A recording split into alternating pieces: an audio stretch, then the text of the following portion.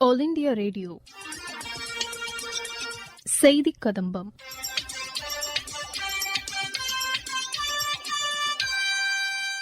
சென்னை அண்ணா பல்கலைக்கழகத்தில் இன்று நடைபெற்ற பட்டமளிப்பு விழாவில் காணொலி மூலம் உரையாற்றினார் அறிவியல் மற்றும் தொழில்துறை ஆராய்ச்சி கவுன்சிலின் இயக்குநர் திருமதி கலைச்செல்வி. அவர் பேசுகையில், We are now living in one very important era of this particular nation, which we call it as Amritkal. Already we have completed 75 years of India's independence, and we are now marching ahead the 100th year of India's independence. So we are now in the very important exercise of positioning India, especially in the global arena, for which we need two things to be done. One is nation building, the other one is capacity building. Whether it is nation building or capacity building, in both the cases, role of students is very, very important, because for any kind of nation and capacity building, academia, researchers, industry, policy makers, and visionary leaders are important, of which role of you as students, as next generation leaders, or the future of India, it is very, very important. And yesterday, friends, you all would have witnessed when our Honorable Prime Minister, when he launched the logo of G20, he made one point very clear, that our mantra should be one earth, one family, and one future. He made it as a very short and sweet mantra like Vasudhaiva Kudumbakam. Meaning is, all of us, we are living in one earth, we all should live as one family, and we all should have only one future, which could be confirmed only by means of working in synergy, thinking in synergy, and this can happen only from you as students. Because for any big plan to get its implementation, we need mass and energy. I will call it as energized mass, or a big mass of energy. So whenever I use this word energized mass, it is nothing but you as students who are empowered with unlimited and unassuming amount of energy, both physically as well as mentally, for execution. Therefore, this is time for the country to channelize all your positive energies in a particular direction. And this is where the kind of role of institutions, educational institutions, universities, colleges, and this kind of convocation functions, they all play very, very important role. So if you just take this particular country as India, we are in the process of positioning India not only in the global scenario, we have to get global acceptance, which we call it as global benchmarking. So to gain this global benchmarking of India's every important improvement in terms of science or technology, we need to have innovation.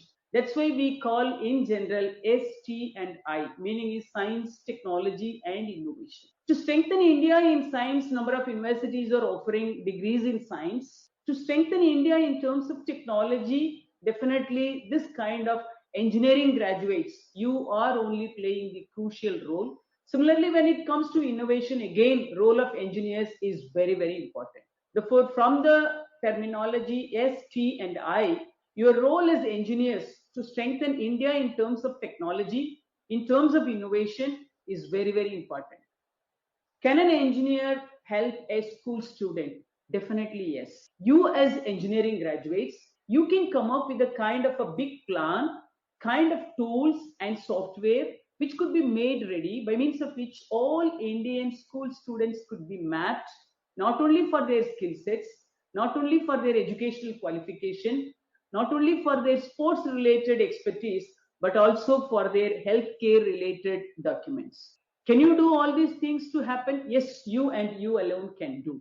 So this is how engineering students, you as engineering graduates, should get motivation to offer your contribution to the country, that yes, I as a responsible engineer from this country will develop a software or an app or a kind of a program which will find its utility and application to greater mass, that is this country's entire school children as one kingdom. The second question, can you as an engineer help a farmer?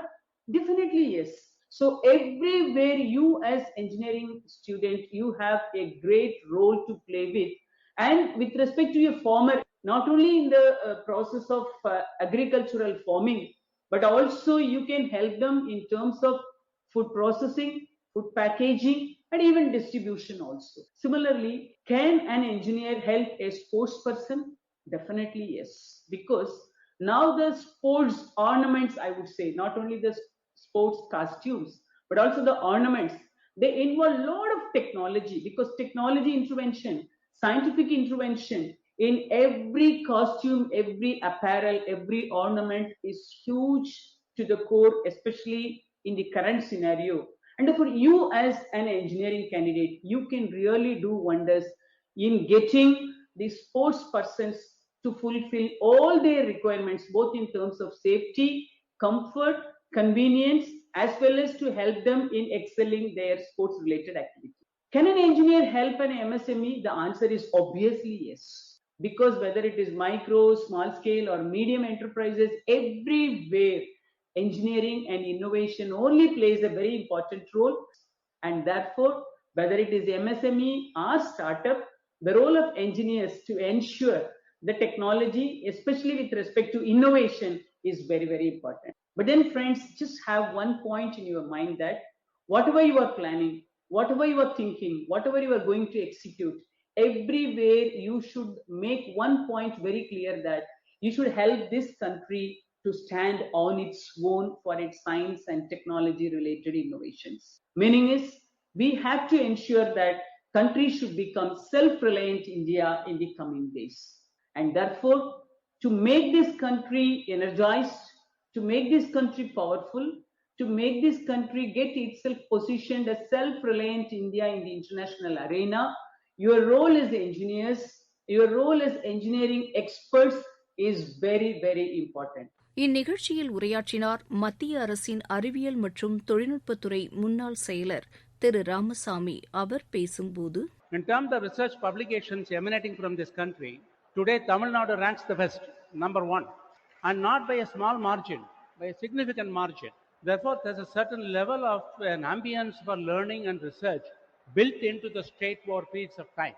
Therefore, you are in some sense inheriting the fame and the name that are built by people around, but that harder task to live by.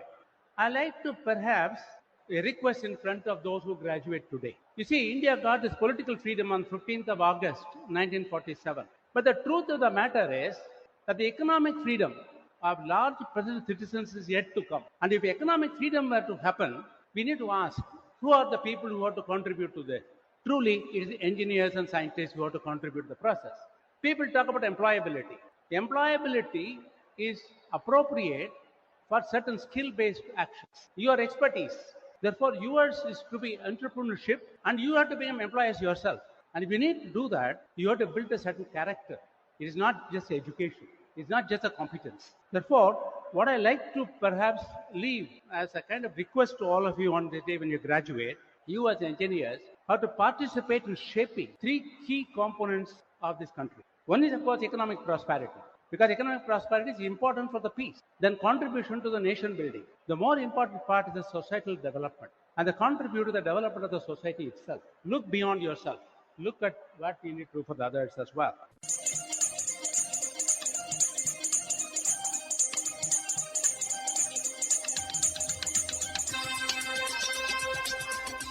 இத்துடன் இன்றைய செய்திக் கதம்பம் நிறைவு பெறுகிறது.